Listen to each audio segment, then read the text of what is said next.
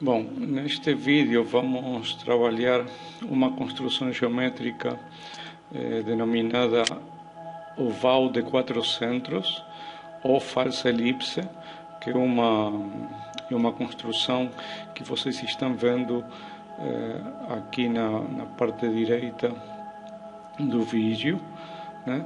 É uma construção muito utilizada em engenharia porque graficamente pode ser representada com esquadro e compasso, né? A oval.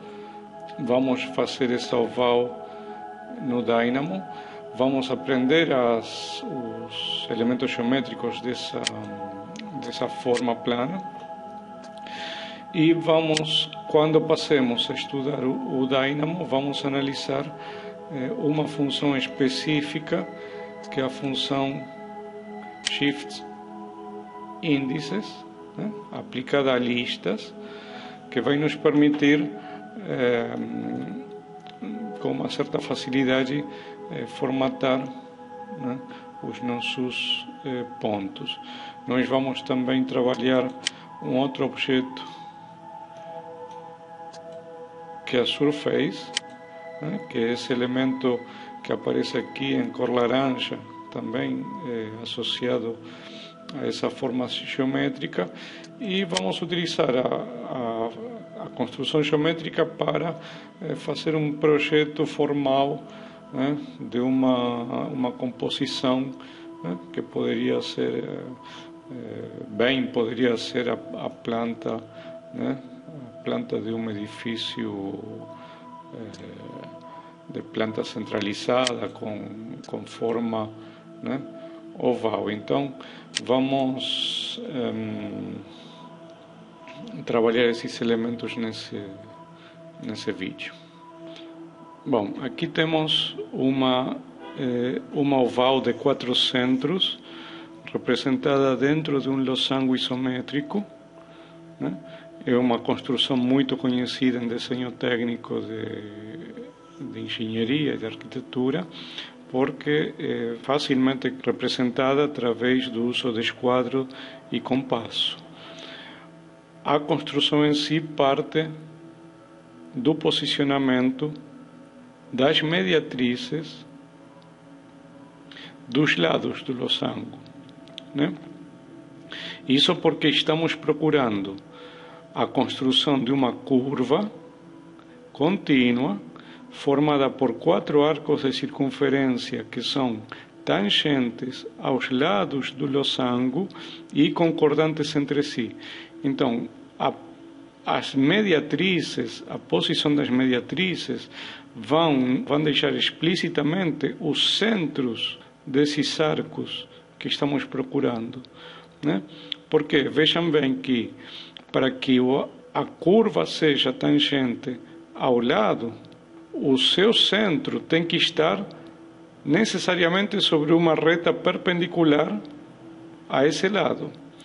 E, como eu preciso ser tangente a lados adjacentes, eu preciso combinar o posicionamento de 2 mediatrices que fazem centro em um ponto, que fazem interseção em um ponto. Então, esse ponto é o ponto central do arco tangente a esses 2 lados. E, para garantir a concordância dos arcos, eu também preciso que os centros dos arcos que formam o oval sejam colineares, ou seja, o centro do arco menor aqui, que vai tangenciar esses 2 lados e que está nessa interseção das 2 mediatrices, seja colinear com o centro do arco vizinho, né? Essa colinearidade aqui vai garantir que os 2 arcos sejam tangentes a esse lado e que passem pelo meio, tocando no meio do lado. Isso é garantido pela posição da mediatriz, que é o local, né, dos pontos que equidistam, né, dos extremos da linha. Então, essa construção, né, vai vamos persegui-la no dínamo. Né? Vejam que o ponto limite final é quando os 4 arcos concordantes coincidem, né? Quando as 4 mediatrices coincidem em um centro geométrico único, né? Isso vai dar uma circunferência tangente a um losango de lados ortogonais entre si, ou seja, um quadrado. Então tenho ali ovais isométrica, uma especificamente, e as outras ovais são dimétricas. Vejam que aqui em vermelho temos a elipse real inscrita nesse losango, né? E em preto temos a falsa elipse. Por que não utilizamos tanto essa oval em losangos dimétricos muito achatados? Porque a diferença entre as duas curvas é muito pronunciada, né? E visualmente ocasiona um achatamento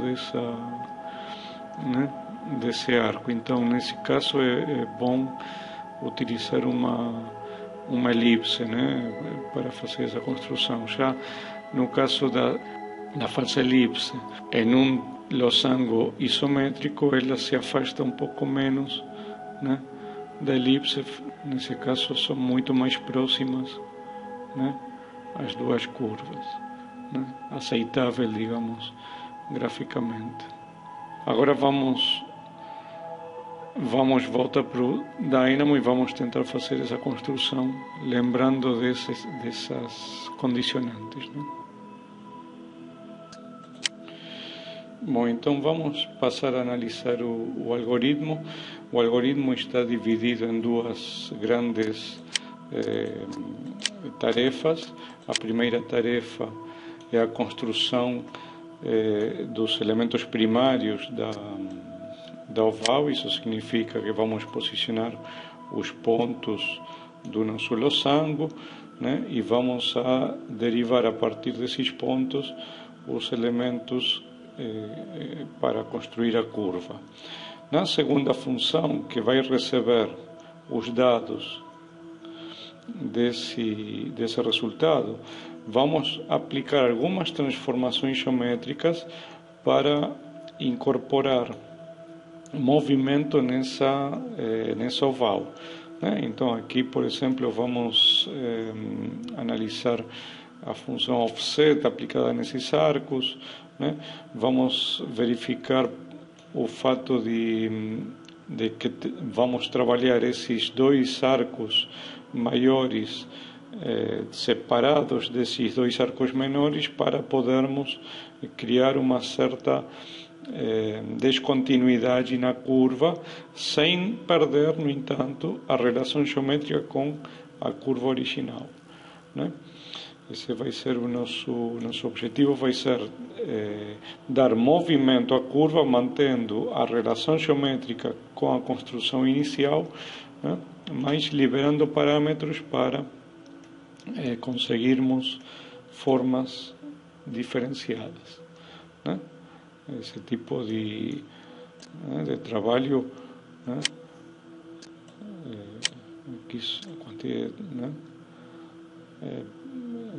É necessário ao projeto, até para ajustar a área, para conseguir movimento em nossas fachadas, enfim, são controles que nós vamos a utilizar aqui.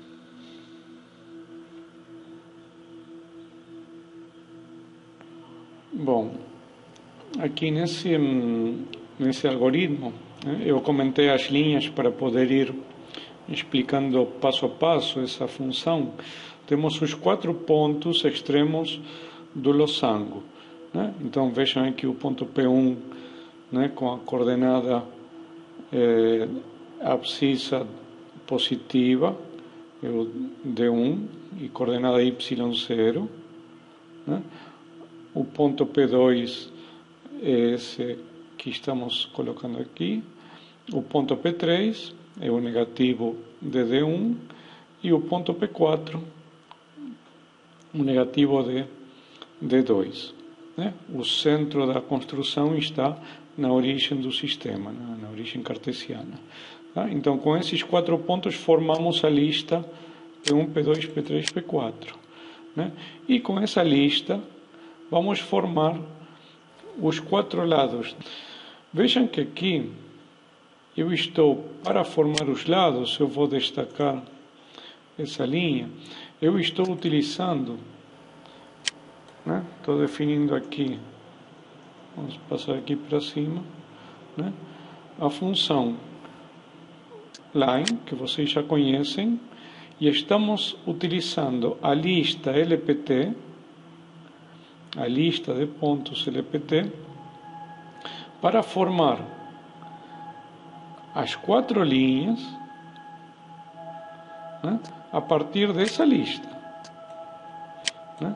Então, a linha tem, cada linha é formada por 2 pontos. O primeiro ponto é a lista LPT. O segundo ponto utiliza essa função list, shift, índices.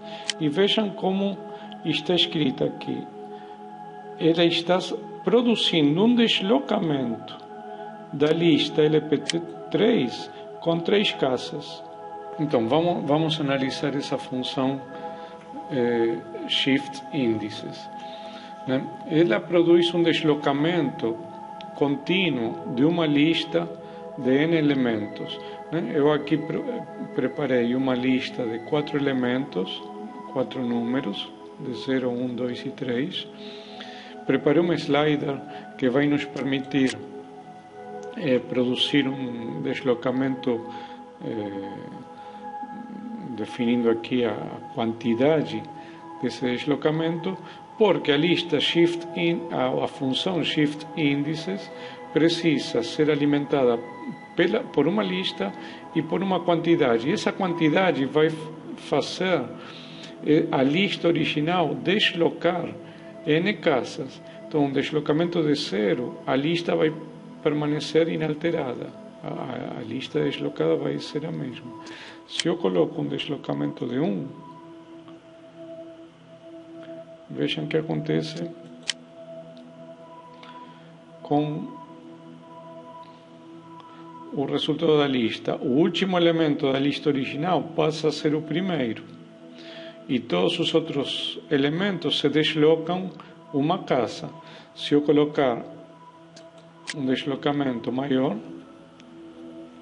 né, eu vou produzindo um reacomodamento, né, da posição desses índices, né, desses elementos dentro da lista. Então, essa função é especial para o caso que estamos analisando, porque como nós temos que utilizar 4 mediatrizes e os pontos que vamos calcular são, né, perfeitamente regulares, ou seja, as mediatrizes vão ter que ser sempre processadas da mesma maneira, nos 4 lados do nosso losango. Então, se nós produzirmos um deslocamento de cada linha dessa lista, de tal modo a produzir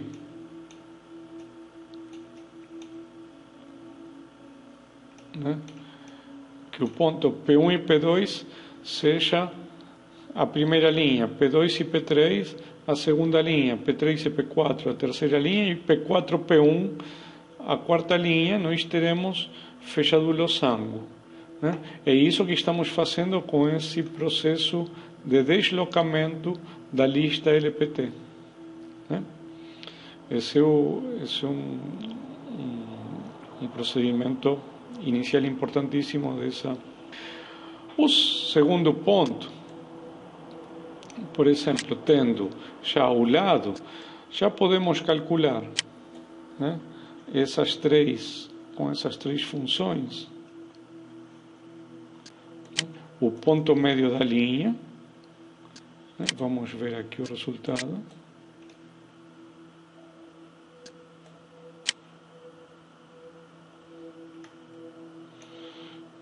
Então, com a função, né, que vocês já conhecem, né, de calcular o ponto da linha num parâmetro. O parâmetro 0,5 é o ponto médio da linha. Então, para cada linha desse losango, eu já capturo o ponto médio. Também posso capturar a tangente.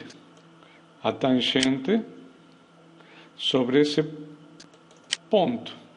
Então, sobre esse ponto, eu vou capturar a direção tangente em cada um desses lados.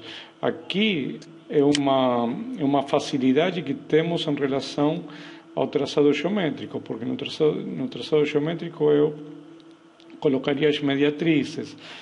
Aqui já estamos pensando de uma maneira diferente. Aproveitamos a álgebra dos sistemas, né, para calcular esses valores. Temos a tangente e a normal, a direção normal a essa linha que vai nos dar a perpendicular, e a tangente vai nos dar a direção de ângulo. Esse valor de ângulo nem vou utilizar aqui. Esse valor de ângulo nem vai ser necessário, calcular. Vamos calcular diretamente a oval de 4 centros utilizando essa função. A função de arco pelo primeiro e último ponto, utilizando a tangente desde o primeiro ponto. Então, qual vai ser o ponto? Nós vamos calcular como ponto médio,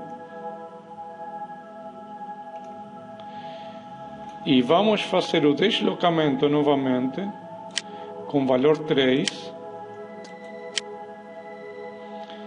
e com o valor da tangente. Isso vai fechar os 4 arcos desse oval. E com esses 4 arcos, vamos extrair deles o center point. Então, vejam aqui. Temos os 4 arcos, o centro dos 4 arcos, e agora podemos fechar com uma linha, só para termos uma referência visual, entre o ponto médio de cada lado e o centro calculado. Fechar as linhas só para termos a referência lineal. Depois podemos utilizar essa linha para fazer algum outro jogo formal dentro da nossa construção. Mas aqui ligamos as linhas. Aqui perfeitamente vemos a colinearidade dos centros, e o ponto de tangência sobre os lados. Com esses 4 arcos, vamos formar uma curva, uma policurva, uma curva única, porque aqui tenho 4 objetos. Vamos formar uma curva única utilizando os 4 arcos, com tolerância. Vamos deixar uma tolerância pequena. Igualmente aqui é perfeito a junção, não teria nenhum efeito aqui. Então, qual é o cuidado que tivemos aqui? É esse valor. Qual foi o nosso deslocamento-chave para que nossa lista de LPT e a lista LPT deslocada produzisse um ordenamento em que temos a linha L1, L2, L3 e L4. É um deslocamento de 3. Isso é importante por quê? Porque o próximo passo vai ter que levar em conta o nosso mecanismo geração inicial da construção, né? Muito bem, então aqui nós chegamos ao nosso CodeBlock para transformar formalmente esse oval inicial. Nós passamos aqui para esse CodeBlock a lista dos 4 arcos que conformam a oval, né? E são 4 arcos independentes. Então vejam aqui nesse watch, né, nós temos, né, uma lista de 4 arcos independentes. Dessa lista nós vamos trabalhar de maneira diferente os 2 arcos menores, né, que são os 2 arcos que se posicionam sobre o ângulo agudo do losango, e os 2 arcos maiores, que são os 2 arcos que se apoiam sobre os lados que formam ângulo obtuso do losango, tá? Então, por isso, destaquei aqui essas 2 listas com os índices 0 e 2, que correspondem, né? O 0 é o primeiro arco, que é o maior, aqui o superior, e o 2 é o, né? O 0 é esse arco e o 2 é esse arco. O 1 é esse arco menor e o 3, e o índice 3 é esse arco menor aqui. Tá? Então, com esses arcos nós vamos produzir offsets. Offsets, né, desses 2 arcos, né? Vejam aqui, estou chamando, né, dessa lista O4C, os 2 arcos com índice 0 e 2, e aplicando um offset com a distância dn, né? Então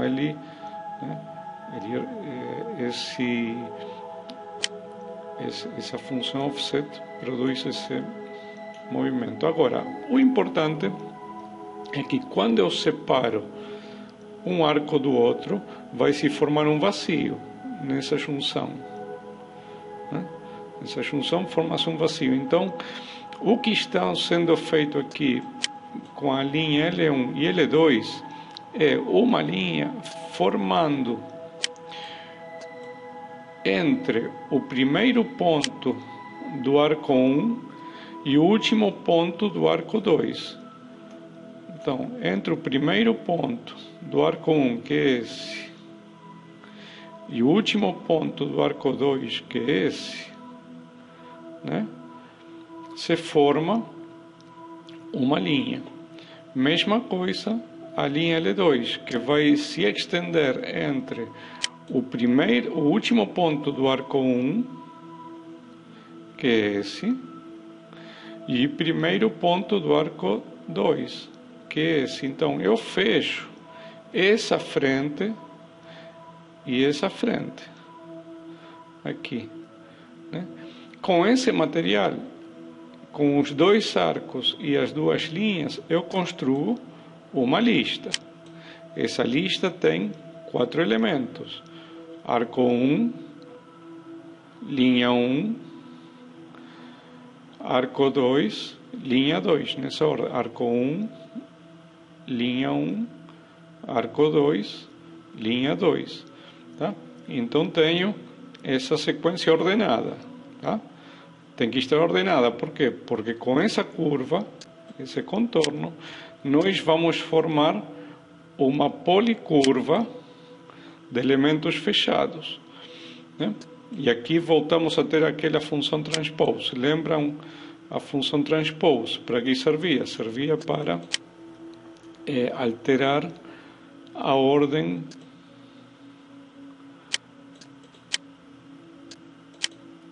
de uma organização. Então, como aqui a minha lista com, né? Essa é a minha lista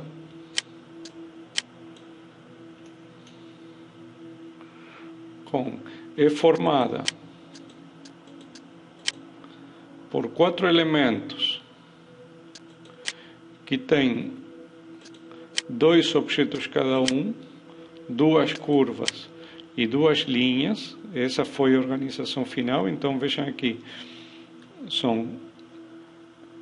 cada uma dessas áreas laranjas tem uma, duas, três e quatro elementos, duas curvas e duas linhas.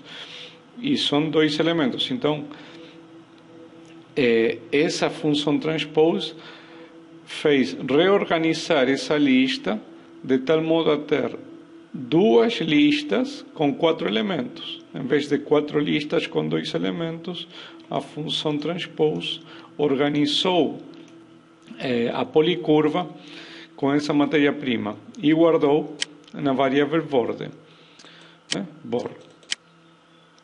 Essa variável foi transportada para a função surface by patch, que forma a superfície alaranjada, que finalmente vai ser um elemento geométrico em elevação. Ele vai ser transladado com o vetor VTZ, vai ser transladado verticalmente e distribuído quantas vezes? A quantidade de níveis que eu definir. Então, eu estou aqui dando a essa função a possibilidade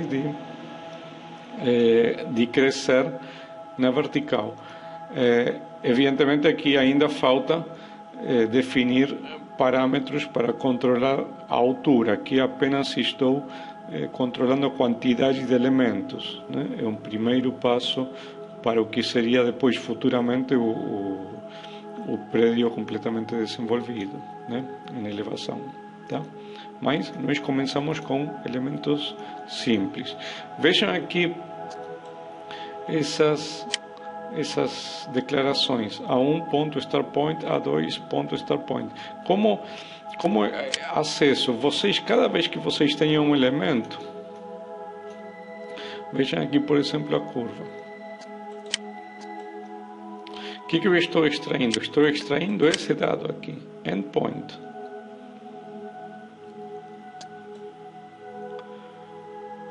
Start point. Então, da curva específica, estou extraindo o ponto. Então, essa sintaxe ponto start point vai me trazer para a função line, o conteúdo desse ponto, o point com essas coordenadas, e o endpoint terá essas coordenadas. Se eu precisar capturar, aqui já não tem mais elemento, mas, por exemplo, de um arco a sua normal, eu poderei colocar ponto normal e acessarei a normal. O center point, ponto center point, acessarei. Nós já tínhamos utilizado essa função aqui. Center point. Do arco específico.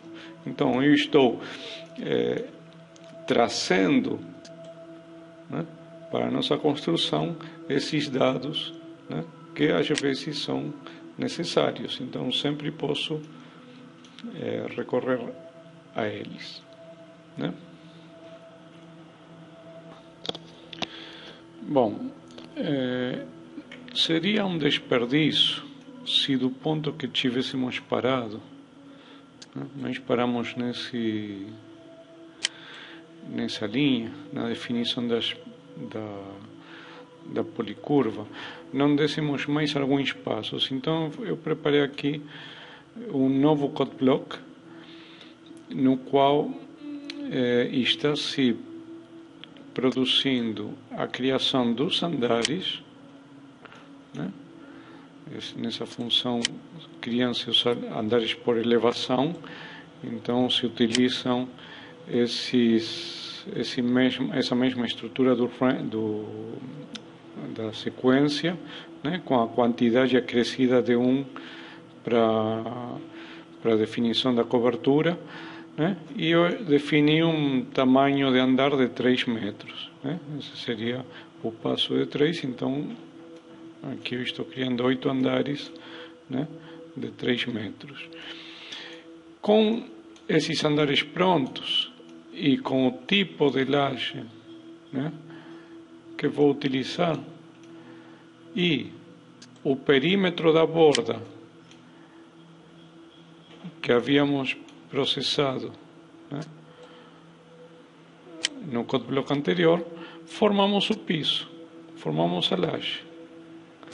Com essa laje, definimos o parâmetro, nos garantimos que nossa laje vai ficar exatamente posicionada no andar correspondente, né, zerando esse parâmetro height offset from level, né, que em Revit o height offset from level, né, é um parâmetro de distância da laje. Se eu coloco aqui 1 metro e aplico, essa laje vai subir. Agora desceu porque a função está puxando ela para baixo, né?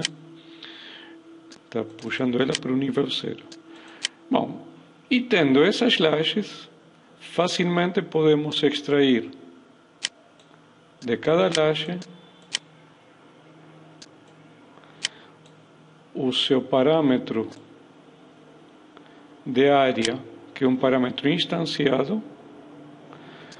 Com esse parâmetro instanciado, podemos calcular a área total do andar, somando, né, fazendo a somatória de todas as áreas individualmente dessas lajes e somando depois, fazendo a somatória de todas as lajes, teríamos a área total de construção. E isso apresentado aqui em dois watches que podem ser úteis para tomar decisões enquanto à área total de edificação, enquanto estamos trabalhando formalmente o nosso projeto, ou seja, ainda não decidimos, né, qual vai ser o tamanho do nosso edifício, qual vai ser, né, a formatação da laje, mas já estamos em condições de operar dinamicamente um projeto morfológico de um edifício com controle dinâmico, né, dos resultados de nossas operações formais. Então, esse é um processo, né, típico, né, dinâmico de trabalho, né. Depois, em outro vídeo, podemos ver, né, como, né, controlar o nome dos levels, o nome dos andares. Aqui eu estou deixando esse parâmetro por enquanto sem nenhum controle específico, a não ser a altura do pavimento, que eu a fixei em 3 metros.